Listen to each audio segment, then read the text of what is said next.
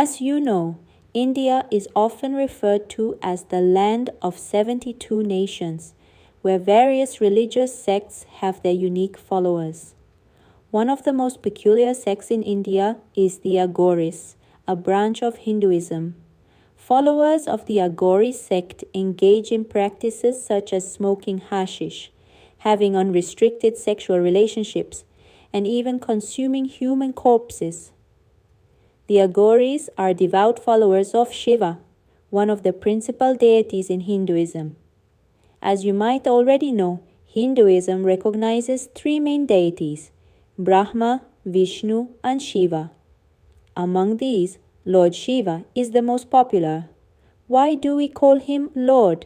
Because all Hindu deities are male, and Hinduism does not have any female gods. The Aghoris are ardent devotees of Shiva. They believe that all goodness and positive attributes, such as knowledge, power, and everything virtuous, belong to Shiva. They claim that Shiva has infused a part of himself into the human soul, and that the human soul, in essence, is Shiva. The Aghoris say that the human soul is trapped by 8 negative traits or instincts, which prevent the soul from uniting with Shiva and reaching its ultimate destination. Some of these negative traits include sexual desire, anger, greed, obsession, fear, shame, and hatred. The primary goal of the Aghoris sect is to combat these 8 traits in order to free the Shiva-like soul within, achieve perfection and salvation, and liberate themselves from the cycle of samsara. What is the cycle of samsara? The cycle of samsara refers to the belief in reincarnation. Hindus believe that when humans or animals die, they first spend some time in heaven or hell, depending on their deeds, and then return to earth in a new body. According to Hindu beliefs, when a person or animal dies, their soul is taken to the world of the dead. The god of the underworld is called Yama, known as Yamaraja or the commander Yama.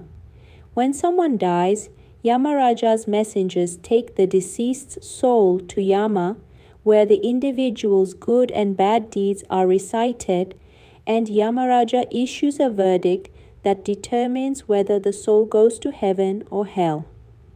Since most people commit at least some sins in their lifetime, the soul is usually sent to hell for a short period of time to cleanse its sins before entering heaven.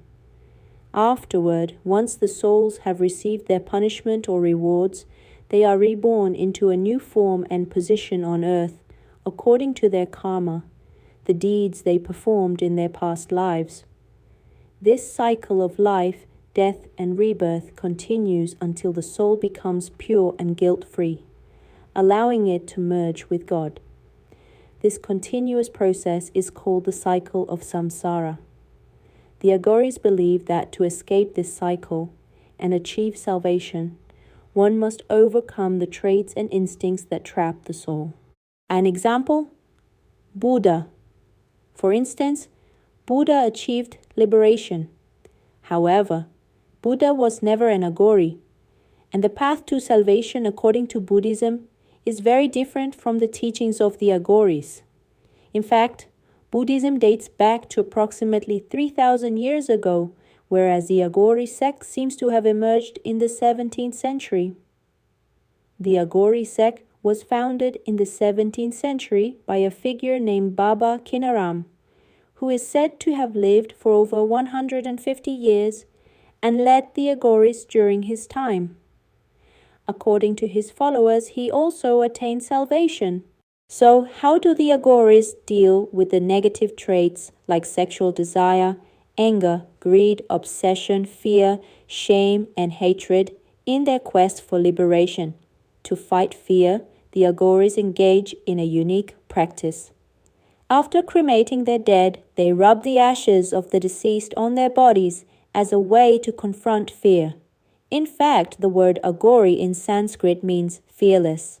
To overcome shame, the Aghoris wear no clothing. Since their beliefs don't allow them to be completely naked, they cover only their private parts and wear no special clothes. In areas where they are alone, they may even walk around completely naked. The Aghoris also choose complete freedom in sexual relationships, having no restrictions on their sexual behavior, in order to liberate themselves from worldly attachments. They believe that by engaging in practices that others deem taboo or disturbing, they can progress on their spiritual path. This is why they perform strange and taboo-breaking acts. The Aghoris also practice severe asceticism to free themselves from worldly needs. They abandon their families and live in isolation, away from society. They don't even have homes and often live in nature or near the sacred Ganges River. Many of them reside near the cremation grounds because they believe this is where Shiva resides. Living near the cremation grounds also provides them with sustenance, as they sometimes consume the leftover flesh of the cremated bodies. Occasionally, poor people lacking enough firewood have their bodies partially cremated, leaving parts behind. The Aghoris are there to consume the remaining flesh after the cremation rituals. They then rub the ashes of the dead on their faces and bodies, believing that consuming human flesh and applying the ashes helps them remain youthful. They believe that God exists in all aspects of nature and that there should be no discrimination between different creatures of nature. Everything is sacred, whether it's animal feces or human flesh. The Aghoris have a bowl, which must be made from the skull of a dead person. Some of them even make necklaces, bracelets, and other jewelry from the remains of bones. The skull bowl is a distinctive feature of the Aghori, and there are no Aghoris without one. In the Aghori tradition, they drink water, wine, and various alcoholic beverages from bowls made from human skulls. Consuming alcohol and using heavy drugs are not only allowed but are also encouraged. Interestingly, many Indians believe that Aghoris possess special powers and can predict the future. They also believe that Aghoris have healing abilities. People who visit the Aghoris are convinced that they can transfer pain and illness from one person to another. In the past, human sacrifices, in which the pain was transferred to the victim, were part of Aghori rituals. Fortunately, today they have evolved and no longer sacrifice people. Because of their strange practices, many Indians try to avoid them, as people are both afraid of them and believe they have extraordinary powers.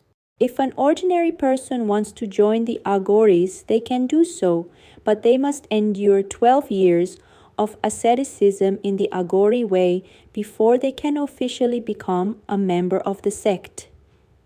If you'd like to see the Aghoris, you can find them in the holiest city of India by the holiest river.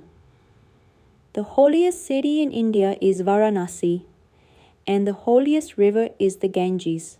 Varanasi is so sacred to Hindus that elderly men and women come to this city in the later stages of their lives to die, believing that if they pass away in this holy city, they can attain salvation and be freed from the cycle of samsara.